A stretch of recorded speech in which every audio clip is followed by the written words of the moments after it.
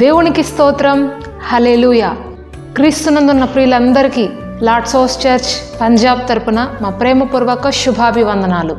ఈరోజు శుభ శుక్రవారము అంటే గుడ్ ఫ్రైడే. శుభ శుక్రవారము అనగా ఇది సర్వ మానవాళికి, సర్వ భూలోక నివాసులందరికీ కూడా సంతోషకరమైనటువంటి ఒక రోజు.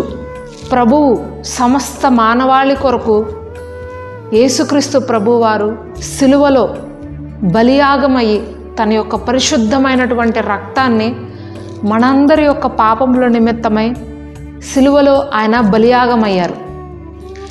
నా పాపముల నిమిత్తమై ఆయన సిలువలో బలియాగమయ్యారు.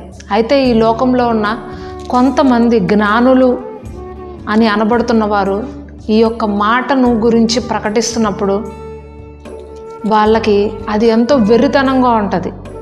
వాళ్ళు అంటారు, ఆయన సిలువ వేయబడి ఉన్నప్పుడు ఆయనకి మేకులు కొట్టినప్పుడు ఆయనకు కొట్టిన మేకులు ఆయన ఓడదీయలేకపోయారు కదా, ఆయన ఆ ఒక్క సిలువకి అలాగే ఉండిపోయారు. కానీ నిజంగా దేవుడైతే ఆయన ఎందుకు అది తీసుకుని బయటికి రాలేకపోయారు? అవి ఎందుకు ఓడ తీసుకుని ఆయన బయటికి రాలేకపోయారు? ఆయన ఎందుకు తనను తానే రక్షించుకోలేకపోయారు అని ఈ విధమైనటువంటి పిచ్చి పిచ్చి ప్రశ్నలు వేసేవారు, విమర్శించేవారు ఈ లోకంలో ఎంతోమంది ఉన్నారండి. అయితే ప్రభు ఆయన యొక్క మరణము ఎందుకు అంటే నిన్ను నన్ను నరకము నుంచి, నరకపు శక్తుల నుండి, మరణాంధకారంలో నుండి మనలందరినీ రక్షించుట కొరకు ఆయన సిలువలో మరణం పొందారు. ఆయన సిలువలో గాయాల పాలయ్యారు. హల్లెలూయా.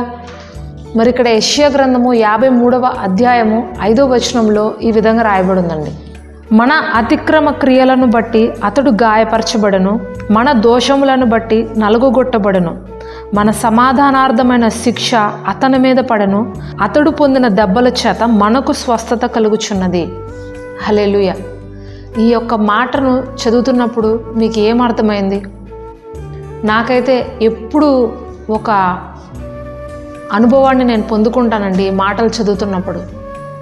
నాకు సిలువలో కేవలము యేసుక్రీస్తు ప్రభు వారి యొక్క ప్రేమ మాత్రమే కనిపిస్తుందండి. బహుశా ఈ లోకంలో కన్న తల్లి కూడా అంత గొప్ప ప్రేమ కలిగి ఉండదేమో. కన్న తల్లిని కూడా మించినటువంటి గొప్ప ప్రేమ మన ప్రభు అయిన యేసుక్రీస్తు వారిది. ఇక్కడ వాక్యం చెప్తుంది, మన అతిక్రమ క్రియలను బట్టి ఆయన నలుగుగొట్టబడ్డాడు, మన దోషాలు బట్టి ఆయన నలుగుగొట్టబడ్డాడు, మన సమాధానార్థమైనటువంటి శిక్ష ఆయన మీద పడింది, ఆయన పొందిన దెబ్బల చేత మనకు స్వస్థత వస్తుంది అని వాక్యం రాయబడింది. చూడండి, ఈ లోకంలో ప్రేమికులు అని అనబడుతున్న వారు ఉన్నారు, గొప్ప గొప్ప ప్రేమికులు అనబడుతున్న వారు ఉన్నారు. వారి యొక్క ప్రేమకు గుర్తుగా కొన్ని శిలలు చేయిస్తారు, పెద్ద పెద్ద ప్యాలెస్లు కట్టిస్తారు, నీ కోసం నేను చనిపోతాను అని అంటారు. కానీ నిజంగా అలాంటి పరిస్థితులు వచ్చినప్పుడు చనిపోరు, తప్పించుకొని వెళ్ళిపోతారు. మరి ఈ అంత్య దినాల్లో ప్రేమ చల్లారిపోతుందని వాక్యం రాయబడింది. కానీ ప్రభువు నీవు నేను ఈ లోకంలోనికి రాక మునిపే మన పాపముల నిమిత్తం ఆయన నలుగగొట్టబడ్డారంట. చూడండి, మన ఇంట్లో ఎవరైనా ఒకళ్ళు తప్పు చేశారు అని తెలిస్తే, మనకు నచ్చని పని చేశారు అని తెలిస్తే వాళ్ళతో సంవత్సరాల తరబడి మాట్లాడము, సంవత్సరాల తరబడి వాళ్ళ ముఖాలు కూడా మనం చూడము. నా వ్యక్తిగత జీవితంలోనే నాకు ఈ అనుభవం ఉందండి. కేవలం నేను క్రీస్తు ప్రభు వారిని నమ్ముకున్నాను అని ఒక్క కారణం చేత నా ఆప్తులలో చాలామంది నాతో మాట్లాడడం మానేశారు. నా మొహం చూడడానికి కూడా వాళ్ళకి పెద్దగా నచ్చదు. నన్ను చాలా దూరంగా పెట్టారు నన్ను. ఎందుకంటే కేవలము క్రీస్తు ప్రభు వారిని నేను నమ్ముకున్నందుకు గాను అది ఒక పెద్ద పాపముగా, అది ఒక పెద్ద నేరంగా, నేను క్షమించరానటువంటి నేరము నేను చేసిన ఒక ముద్దాయిగా, నేను ఒక దొంగతనం చేసిన ఒక స్త్రీగా, పాపం చేసిన పాపాత్మురాలుగా నన్నందరూ పరిగణించి చాలా సంవత్సరాలు నాతో మాట్లాడకుండా ఉన్న వ్యక్తులు మా ఆప్తులలో ఎంతోమంది ఉన్నారు. కానీ నా ప్రభువు, నా దేవుడు అయినటువంటి ప్రభు అయిన యేసుక్రీస్తు వారు నేను చేసినటువంటి పాపముల నిమిత్తము, నా దోషముల నిమిత్తము, నా ఒక అపరాధముల నిమిత్తము నేను నా తల్లి గర్భంలో మరణించక మునిపే ఆయన సిలువలో నా కొరకు మరణించారు. నన్ను నరకాగ్ని నుండి తప్పించడానికి ఆయన తన యొక్క రక్తాన్నంతా ధారపోశాడు. నా యొక్క పాపముల నుంచి నేను విడిపించబడి నేను స్వేచ్ఛాపరురాలుగా ఈ లోకంలో జీవించటానికే ఆయన ఈ భూలోకంలోనికి వచ్చి నా పాపములను ఆయన భుజములపైన మోసుకొని మనందరము పొందవలసినటువంటి మరణాన్ని ఆయన పొందారు. కనుకనే ఈరోజు మనందరము కూడా మన పాపముల నుంచి మనం విడిపించబడి ఎంతో స్వేచ్ఛగా ఆయన ఇచ్చినటువంటి ఆ గొప్ప రక్షణని అనుభవిస్తున్నాము, ఆనందిస్తున్నాము. ఆయన యొక్క నామాన్ని పలుకుతున్నాము అంటే కేవలము అది ఆయన ప్రేమ అండి. అది కేవలము ఆయన యొక్క కృప, ఆయన యొక్క కనికరము. సిలువను చూస్తున్నప్పుడల్లా నాకు ప్రభు యొక్క ప్రేమ జ్ఞాపకం వస్తూనే ఉంటుంది. ప్రభు యొక్క త్యాగము నాకు ఎంతగానో కనబడుతుందండి. ఆయన ప్రేమ ఎంతో గొప్పది. ఆయన ఎంతో మంచి దేవుడు, ఆయన ఎంతో గొప్ప దేవుడు. ఆయన ప్రేమను తలంచుకుంటున్నప్పుడల్లా కృతజ్ఞతతో నా కళ్ళ నిండా నీళ్ళు వస్తాయి. ప్రభువా, ఇంతలాగా ఎలా ప్రేమించావు ప్రభువా. సొంత ఇంటివారే, సొంత తల్లిదండ్రులే, సొంత భర్త, సొంత పిల్లలు కూడా, కడుపును పుట్టిన పిల్లలు కూడా కొన్నిసార్లు మోసం చేసి వెళ్ళిపోతారు. కొన్నిసార్లు మమ్మల్ని ఎంతో గాయపరుస్తారు. కానీ నువ్వు ఎంత పాపం చేసినా, ఎంతలాగా నిన్ను గాయపరిచినా, ఎంతలాగా నిన్ను ఏడిపించినా, నిన్ను విసిగించినా సరే నువ్వు ఎలా మమ్మల్ని ప్రేమించగలిగావు. నిన్ను మరణానికి అప్పగించిన వ్యక్తుల్ని కూడా నువ్వు ఎలా స్వస్థపరచగలిగావు, నువ్వు ఎలా క్షమించగలిగావు. యూదా ఇస్కరియోతుని యేసుక్రీస్తు ప్రభువు వారు ఎంతలాగా ప్రేమించారో చూడండి. సిలువ మరణానికి అప్పగించడానికి అనేక మంది సైనికుల్ని, అధికారులను తీసుకొచ్చినప్పుడు ప్రభువారు అతనితో ఒక మాట అంటారు, ప్రియుడా, నువ్వు ముద్దు పెట్టి నన్ను అప్పగించాలనుకుంటున్నావా అని అంటారు. ఎంత గొప్ప మాట అండి అది. ఆయన హృదయంలో నుంచి వచ్చిన మాట. యూదా ఇస్కరియోతు ఆయనను అప్పగిస్తాడు అని తెలిసినా సరే ఆయన ఎంతగా ప్రేమించాడో చూడండి. కానీ యూదా ఇస్కరియోతు యేసుక్రీస్తు ప్రభు వారిని అలా చూడలేదు. ఆయనలో ఉన్నటువంటి క్షమాపణ గుణం చూడలేదు. ఆయన తప్పు చేశాడు, కానీ తిరిగి వచ్చి మరలా క్షమాపణ అడిగితే యేసుక్రీస్తు ప్రభు వారు క్షమిస్తారు అన్న విషయాన్ని మర్చిపోయాడు. 3.5 సంవత్సరాలు ఆయనతో పాటు తిరిగాడు. ఆయన చేసిన అద్భుతాలు చూశాడు, ఆయన చేసిన ఆశ్చర్యకార్యాలు చూశాడు. కానీ యూదా ఇస్కరియోతు యేసుక్రీస్తు ప్రభు వారిలో ఉన్నటువంటి క్షమాగుణాన్ని చూడలేకపోయాడు. ఆయన క్షమిస్తాడు అన్న విషయాన్ని మర్చిపోయి తనను తానే నరకాగ్నికి అప్పగించుకున్నాడు. నేను చనిపోవాలి, ఈ పరిశుద్ధుడైనటువంటి వ్యక్తిని నేను అప్పగించి నేను ఎంతో పాపం చేశాను కాబట్టి నా పాపం నాకు ఇక క్షమాపణ లేదు అని అనుకుని ఉరి పెట్టుకుని చనిపోయాడట.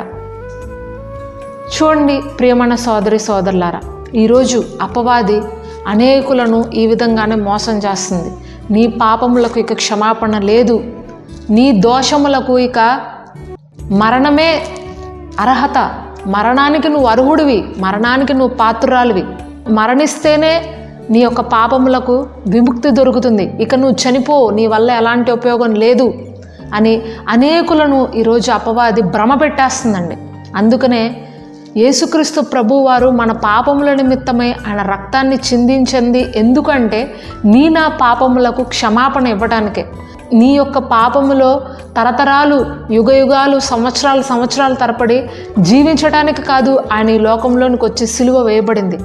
నీ పాపములను క్షమించి నిన్ను నిత్య జీవంలోనికి నడిపించడానికే ఆయన మరణాన్ని తిరిగి జయించి మృత్యుంజయుడిగా తిరిగి లేచారు. హల్లెలూయా. కానీ అపవాది ఈరోజు అంటుంది, నీ యొక్క రోగానికి కారణం నీ పాపమే, నీ యొక్క శాపానికి కారణం నీ పాపమే, నీ యొక్క కుటుంబంలో సమాధానం లేకపోవడానికి కారణము నీ పాపమే, నీ యొక్క కుటుంబంలో అప్పులకి కారణము, నీ యొక్క అంగవైకల్యానికి కారణము నువ్వు చేసిన పాపాలే.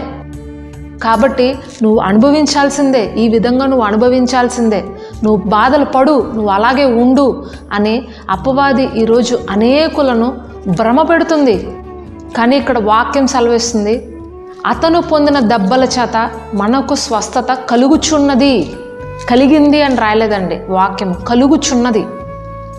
నువ్వు ఎప్పుడు ఈ యొక్క విషయాన్ని నీ యొక్క హృదయంలోకి స్వీకరిస్తావో, ఏ దినమున ఆయన పొందిన దెబ్బల ద్వారా నాకు స్వస్థత ఉంది అని నువ్వు జ్ఞాపకం చేసుకుంటావో ఆ రోజు నీకు స్వస్థత వస్తుంది.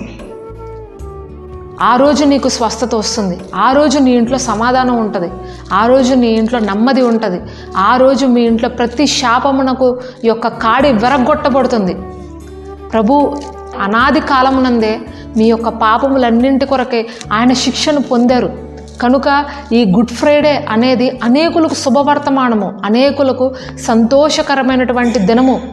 దీనిలో మీరు ఏడుస్తూ రోదిస్తూ, అయ్యో ప్రభువా నువ్వు మరణించావా, అయ్యో ప్రభువా నువ్వు మరణించావా, నువ్వు గాయాలు పొందావా, నువ్వు కొరడాలతో కొట్టించుకున్నావా, నువ్వు ఉమ్మివేయబడ్డావా అని ఏడవడానికి కాదండి. ప్రభు వెళ్ళిపోయేటప్పుడు ఒక మాట చెప్పారు, నువ్వు నా గురించి నువ్వు ఏడవద్దు, నీ కోసం నీ పిల్లల కోసము నువ్వు ప్రార్థించు, నువ్వు రోదించు, వాళ్ళ రక్షణ కొరకు రోదించు, వారి యొక్క నిత్య జీవానికి వెళ్ళడానికి నువ్వు రోదించు.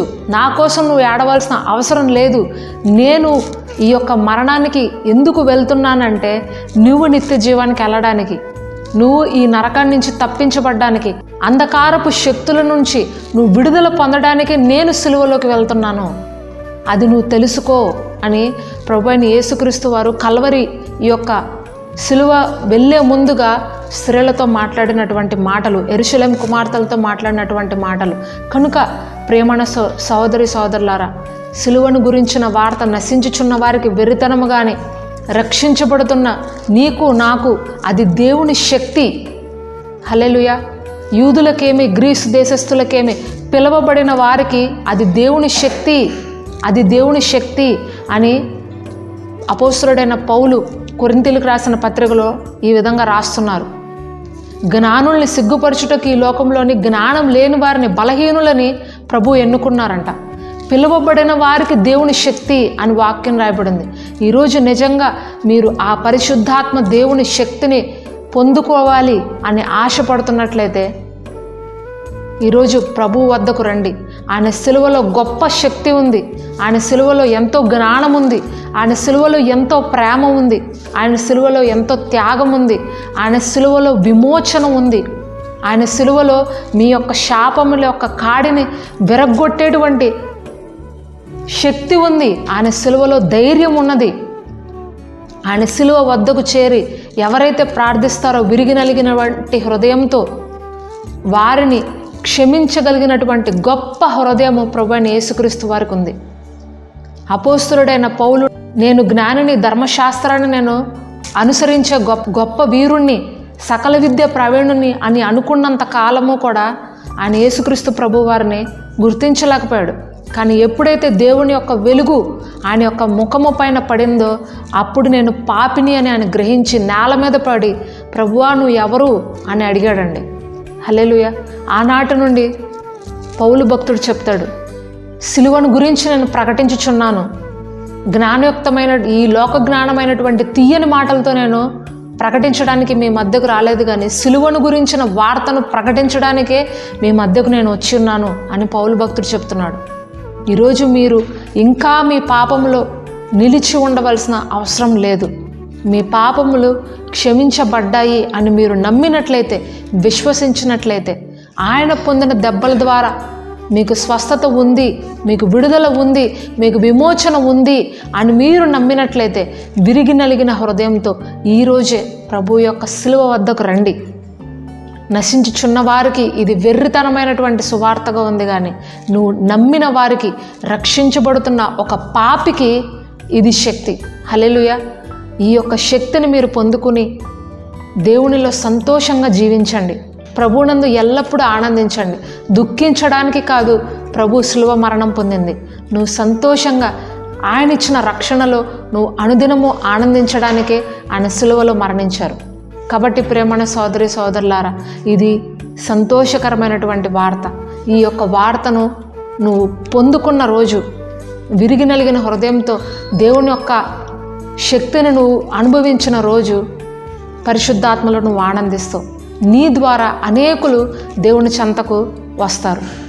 ప్రార్థన. పరిశుద్ధుడా, ప్రేమ కలిగిన మా తండ్రి, నీకే వందనాలు, స్తోత్రాలు ప్రభువా. అవును తండ్రి, మా అపరాధ పరిహారార్థమై నువ్వు గాయపరచబడ్డావు, మా దోషములు బట్టి నువ్వు నలగొట్టబడ్డావు, మా సమాధానార్థమైనటువంటి శిక్ష నీపైన మోయబడింది ప్రభువా. నీవు పొందిన దెబ్బల ద్వారా మాకు స్వస్థత వచ్చింది ప్రభువా. ఎంత మంచి దేవుడివే ప్రభువా.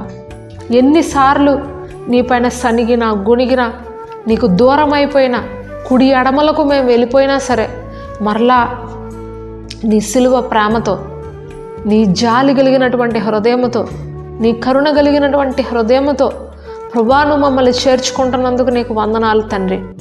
నువ్వు ఎంతో మంచి దేవుడివి ప్రభువా. నీ ప్రేమ ఎంతో గొప్పది ప్రభువా. దేవుడు ఈ లోకాన్ని ఎంతో ప్రేమించనని వాక్యం రాయబడింది ప్రభువా. నువ్వు మమ్మల్ని ఎంతో ప్రేమించావు కాబట్టే నీ అద్వితీయ కుమారుని ఈ లోకానికి పంపించి అనేకులకు నిత్య జీవాన్ని కలిగించుటకు ఆయన బలిగా చేయబడ్డారు.